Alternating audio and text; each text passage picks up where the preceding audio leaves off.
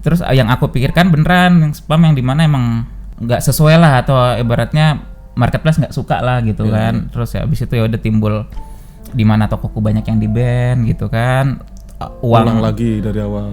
Atau enggak uang ibarat kata beku di toko nggak bisa dicairin kan mas gitu. Ya sedih. Wah beneran kan kejadian gitu. Ya udahlah kita beneran banting setir, beneran ya udahlah kita optimasi aja lah gitu loh.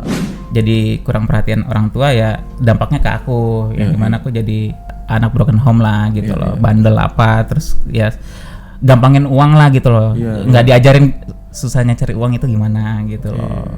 Kalau aku lihat di koran-koran tuh mas yang dempet-dempetan gitu, aku lakuin mas. Gitu. Parah bener, emang berasa sih, apa sih, nyari kerjaan susah gitu, maksudnya nyari duit susah. Aku pengen nanti waktu aku bangun keluargaku, aku pengen beneran full time lah sama anak keluarga. Istriku gitu, maksudnya pengen kayak balas dendam rasa sakitku yang kemarin, rasa pokoknya anak gue nggak pengen jangan sampai kayak jangan sampai kayak gue ya, biasa standar orang tua kan gitu mas. Nah sekarang omsetnya berapa nih?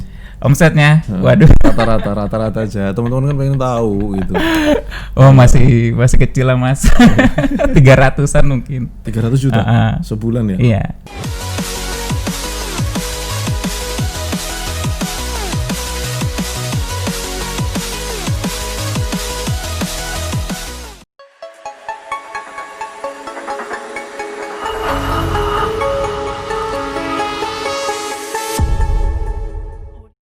Assalamualaikum warahmatullahi wabarakatuh.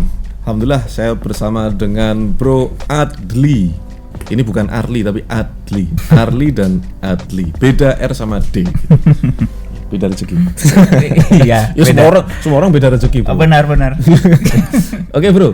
Iya gimana mas? Ini kan dari mana asal? Dari Bogor. Asli Bogor. Dari asli itu lahir ya. Kalau lahir aku Jakarta. Oh Jakarta. Domisili Bogor. Udah lama sih itu. Besar itu di Bogor juga. Oh enggak sih, besar kalau dari kecil besar di Cilegon. Oh Cilegon. Ngikut bapak kerja di perusahaan BUMN di Cilegon.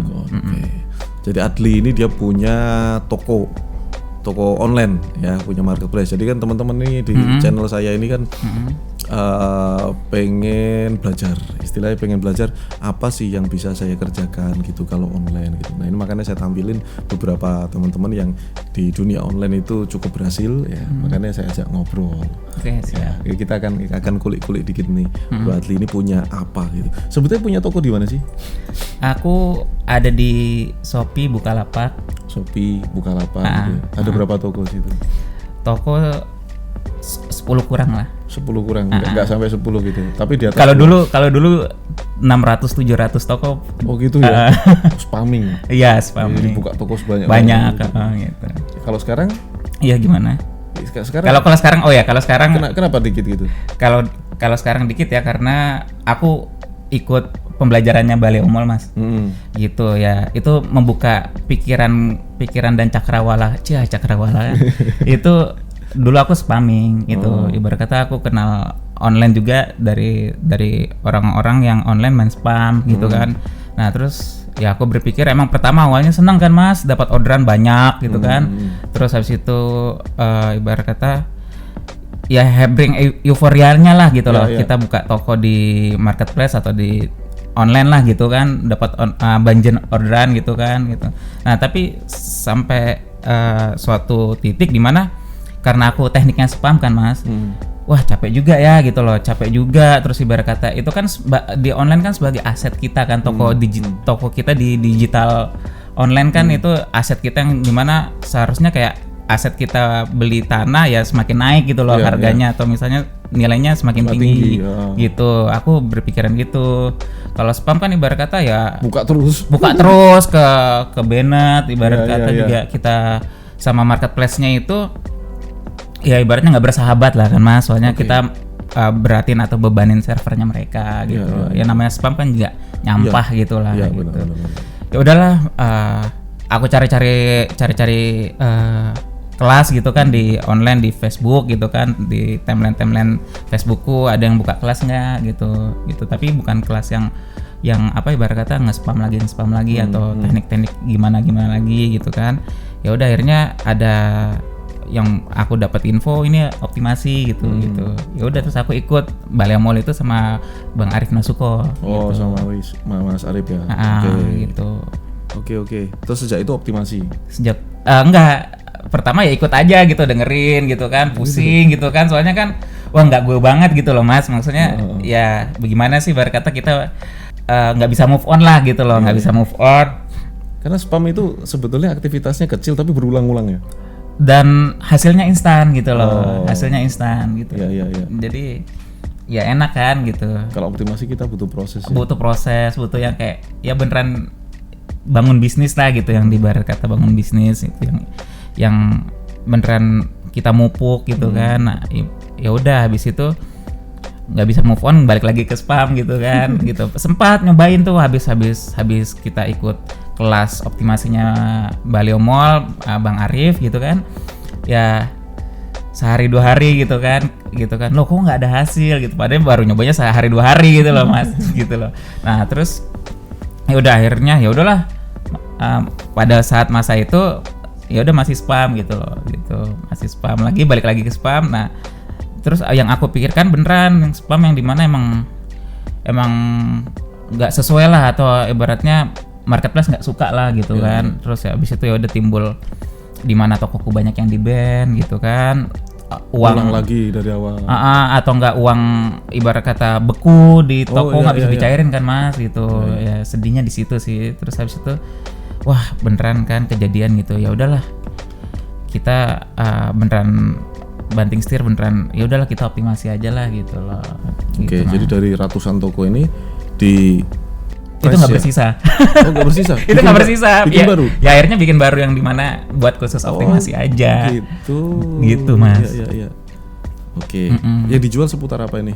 Seputar ya karena aku dropship ya. Jadi ya ibarat kata aku lihat riset gitu, riset analisa mana sih supplier yang itu pun aku juga supplier sama ibarat kata aku ngambilnya itu ya di marketplace itu juga gitu loh. Entah di Bukalapak, jual di Shopee atau cari supplier di Shopee, jual di Bukalapak gitu. Gitu ya. Crossing aja gitu loh. Crossing gitu ya. Terus enak banget cari itu. gitu sih Mas. Terus habis itu ya udah riset supplier pokoknya sesuai materi lah, sampai nama tokna sama guru aja lah gitu loh. Nggak banyak tanya A I U E O gitu kan. Ya udah ngikutin cara riset supplier, cara cari barang yang beneran diminati gitu, atau yang evergreen gitu kan, yang beneran terus ada orderan gitu kan. Ya habis itu mencoba untuk memberanikan iklan gitu kan. Kalau spam kan nggak ngiklan Mas. Gitu. Itu coba iklan ya boncos gitu kan, ya standar lah boncos itu ya ibarat kata kita belajar. Boncos ya rugi, maksudnya kita ngiklan. Itu kapan tuh? Tahun berapa itu sekitaran waktu ya, belajar ya 2018 akhir-akhir lah Mas gitu. Oh gitu ya. Iya, jadi aku ikut kelasnya waktu itu di Februari. Nah sekarang omsetnya berapa nih? Omsetnya, waduh. Rata-rata aja. Teman-teman kan pengen tahu gitu. Oh masih kecil lah Mas. 300-an mungkin. 300 juta sebulan ya? Iya. Oh itu jalan sekian toko itu tadi ya? Ya bangunnya juga pontang-panting susah gitu loh. Maksudnya susah di sini ya. Gimana sih Mas? Maksudnya aku di posisi yang dapat uang waktu mainnya di tempat yang sama tapi instan, maksudnya cepat gitu. Terus sekarang nyobain yang beneran harus berproses gitu loh. Gitu. Jadi mentalku udah kebangun yang instan-instan aja gitu loh Mas. Gitu ya. Nah, waktu udah berproses ya di situ akhirnya ya berjalan proses ya, kebangun mentalnya, kebangun nganalisa gitu. Ya udah beneran kayak bisnis beneran sih gitu loh. Kalau kemarin mah main-main aja gitu waktu spam. Oke. Kita flashback lah gitu. Okay. Sebetulnya dulu sebelum mengenal marketplace itu Adli ini ngapain aja? Ya bisnis atau kerja gitu? Enggak sih, lebih ke apa sih, waktu habis kuliah ya kan, ya aku termasuk anak yang dimana hidup di keluarga yang berkecukupan lah Mas. Gitu, yang dimana bapakku juga di level perusahaan juga udah paling atasnya gitu. Ya tapi di situ sisi enaknya, ya sisi nggak enaknya di mana jadi kurang perhatian orang tua ya dampaknya ke aku yang dimana aku jadi nggak dapat perhatian apa, jadi ya kita bisa sebut anak broken home lah gitu loh, bandel apa, terus ya gampangin uang lah gitu loh, nggak diajarin susahnya cari uang itu gimana gitu loh. Gitu ya udah, jadi waktu kuliah ya nggak ada pikiran ngapain usaha apa gitu ya, ini aja party aja. Party sama teman-teman gitu kan. Itu terus habis itu clubbing gitu kan. Ya udah ya gitu sih Mas, maksudnya sama uang ya gitu aja gitu loh. Terus ya titik balikku, turning pointnya ya dimana aku nggak ada maksudnya nggak disiapin di keluargaku juga nggak disiapin kayak gitu kan, maksudnya dijadiin beneran kuat atau gimana segala macam gitu ya.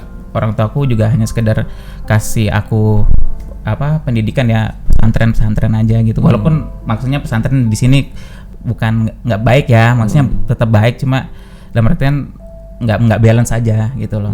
Gitu, nggak balance di hidupku gitu. Aku ngerasa sih gitu sebagai anak gitu kan. Terus habis itu ya udah bapak meninggal karena sakit jantung gitu ya. Sakit karyawan lah jantung. 2016. Oh, dari situ ya mulai. Iya, kalang kabut segala macam gitu kan.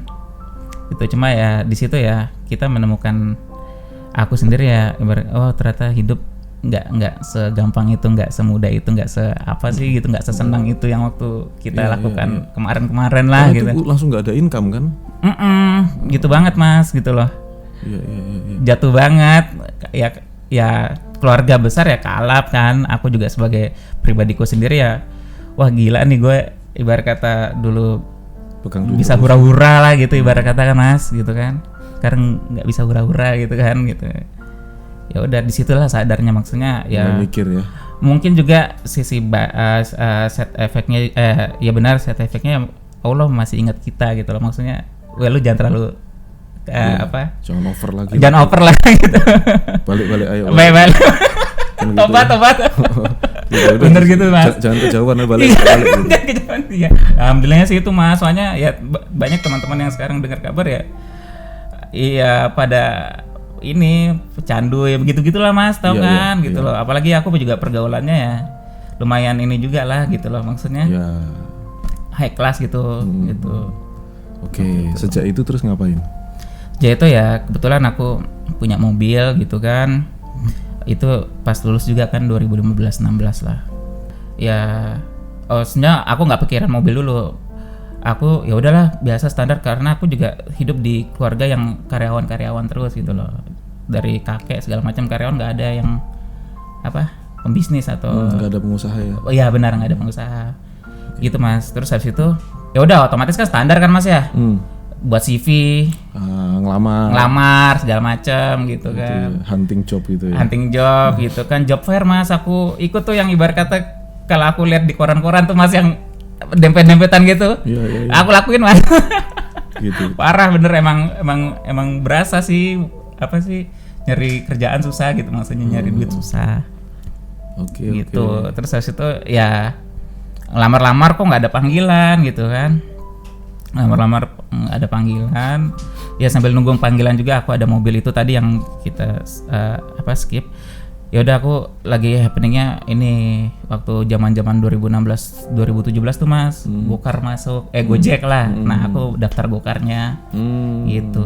Mulai gitu. Cari duit di situ ya. Nyari duit itu. Tapi sempat lama jalan Gokar itu. Jalan bangsa 3 bulan 4 bulan lah Mas. Oh nggak lama juga. Soalnya aku juga ibarat kata ngeliat fisikku suka ngedrop gitu loh gitu. Jadi ibarat kata yang ngegokar seminggu ya sakitnya juga seminggu gitu loh. Gitu. Karena ya macet Mas gitu loh, macet kan.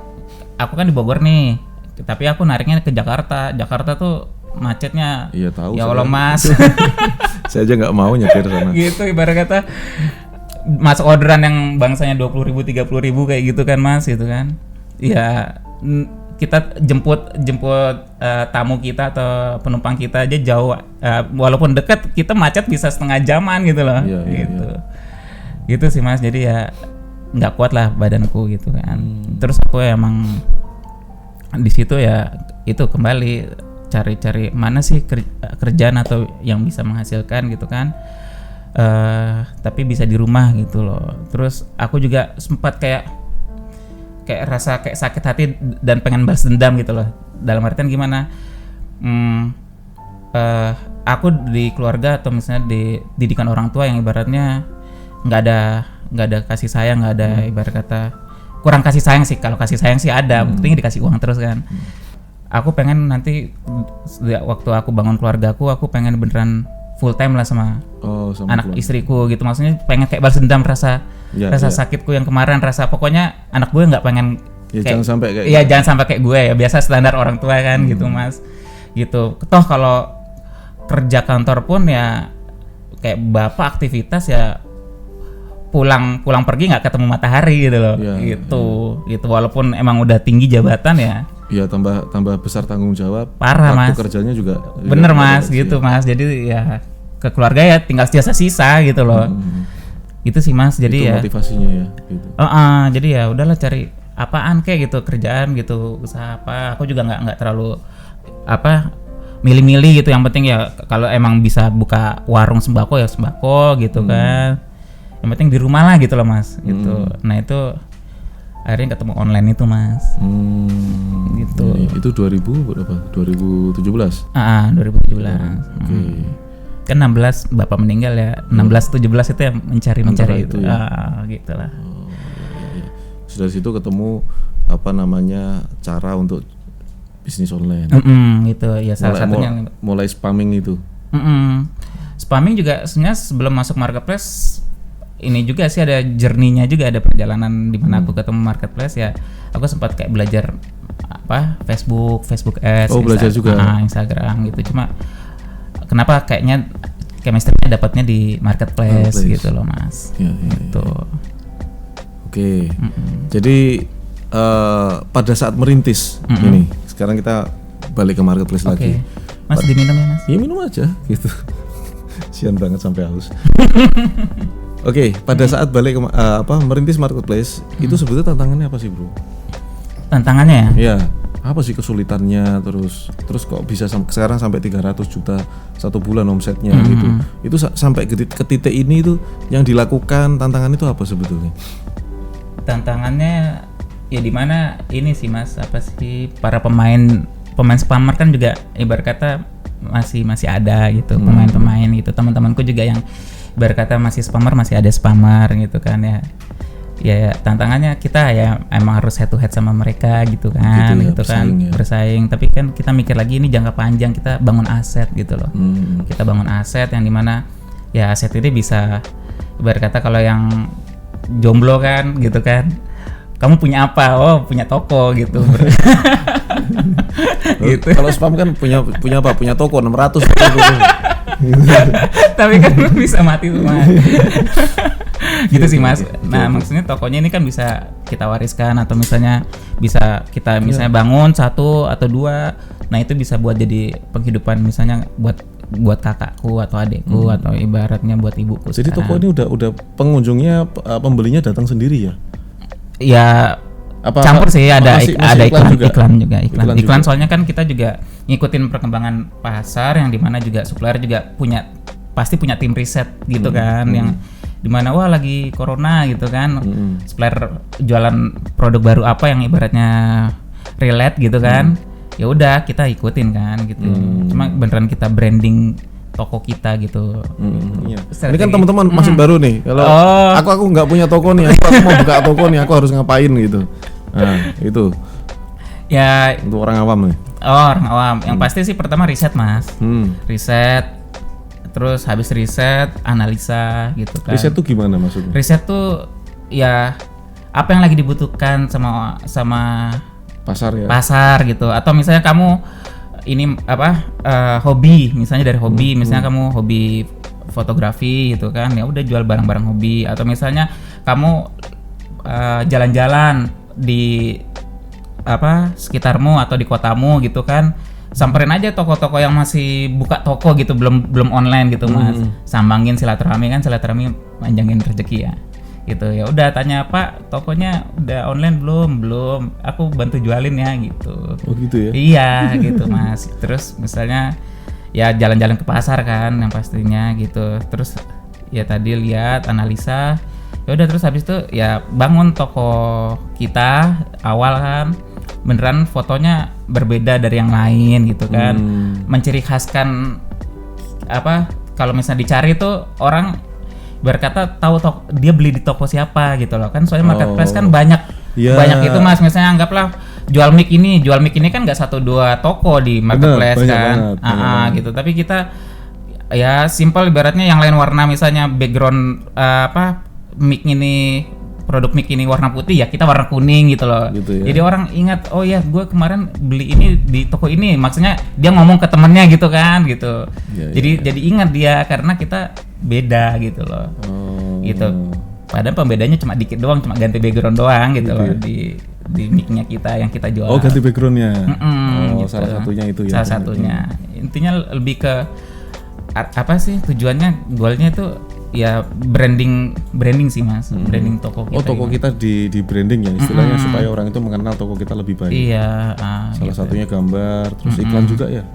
Iklan juga. Iklan itu kan nggak asal ngiklan kan? Iya, nggak asal iklan. Ada strategi. Ada strateginya, nanti beneran aku dapat dari Baleo Mall tuh diajarin semuanya step by step beneran. Ya walaupun aku waktu ikut kelas Baleo Mall itu emang aku udah punya basic marketplace, tapi nggak tertata gitu ya. Apanya? Nggak kayak ngawur gitu. Enggak lah. Enggak ya? Enggak, materinya Baleo Mall. Enggak, gimana? Sebelumnya. Oh, yang sebelumnya benar nggak tertata, nggak berantakan, random, nggak jelas gitu kan. Ya udah, jadi di Baleo Mall beneran rapi gitu loh materinya loh Mas, beneran ya buat level kalangan orang yang beneran baru kan, ini kan buat teman-teman ya, masih yang baru. Channelnya Mas Arli yang baru kan, itu beneran mudah dipahami gitu loh, mudah dipahami dan mengerti gitu loh. Gitu sih Mas. Ini nih kalau orang baru nih, orang baru belum punya toko, pengen punya toko, terus nggak usah banyak-banyak lah, omset ya katakanlah 20-30 juta sebulan gitu. Kira-kira perlu berapa lama dia merintis? Itu kan karena aku juga ibarat kata di Baleo Mall itu komunitas kan. Baleo Mall kan juga menciptakan komunitas gitu, yang dimana aku nih ibarat kata kita kumpul dengan yang senasib lah gitu loh. Gitu, yang senasib, atau yang ibarat kata yang kata Mas Arli bilang di awal kan, rezeki kita berbeda gitu kan ya akumulatif sih Mas gitu loh. Ada yang cepat, ada yang lama gitu orang ya. Tapi yang aku lihat pola-polanya sih, yang cepat itu yang beneran fokus sama barangnya, ngerti gitu loh. Dia ngerti jualan apa gitu. Terus habis itu fokus gitu, dalam artian ya nggak mut-mutan gitu ya. Apa? Nggak mut-mutan atau mut-mutan? Nggak mut-mutan ya, gitu mudi, kan. Terus tokonya beneran dibuat, kamu tuh jualan produk apa sih gitu loh. Misalnya kalau emang buat segmennya ibu-ibu, atau misalnya kamu kerucutin lagi, misalnya kamu udah dapet nih segmennya kan, tadi riset sama analisa kan. Oke, aku bikin toko, terus segmenku wanita, terus ibu-ibu umur kita katakan 25 sampai 30 atau 40 gitu kan. Keperluannya apa aja, ABC di list gitu loh, beneran kita positioning gitu loh. Gitu. Bahasa gue positioning. Berat banget ya. Paham lah orang positioning. Gitu kan. Nah, terus habis itu ya udah oke, aku mau jualan daster gitu atau apa, ya udah itu aja di toko itu gitu. Pokoknya jangan sampai ibarat sekarang jualan daster, besok jualan alat-alat gitu. Tukang gitu. Nggak masuk ya. Nggak masuk gitu kan. Oke saudara, jadi sekelumit ilmu ini mudah-mudahan bermanfaat ya. Jadi makasih banget udah hadir di channel saya. Dan saudara sekalian, kita sudah belajar banyak dari Bro Adli yang dari Bogor yang punya toko. Tokonya sudah cukup bagus sekarang, dan saya doakan tambah laris ya Bro. Amin Mas, makasih. Begitu juga teman-teman sekalian, saya doakan Anda semoga Allah Subhanahu wa taala memberikan Anda rezeki yang berkah, rezeki yang melimpah, dan rezeki yang bermanfaat. Wassalamualaikum warahmatullahi wabarakatuh.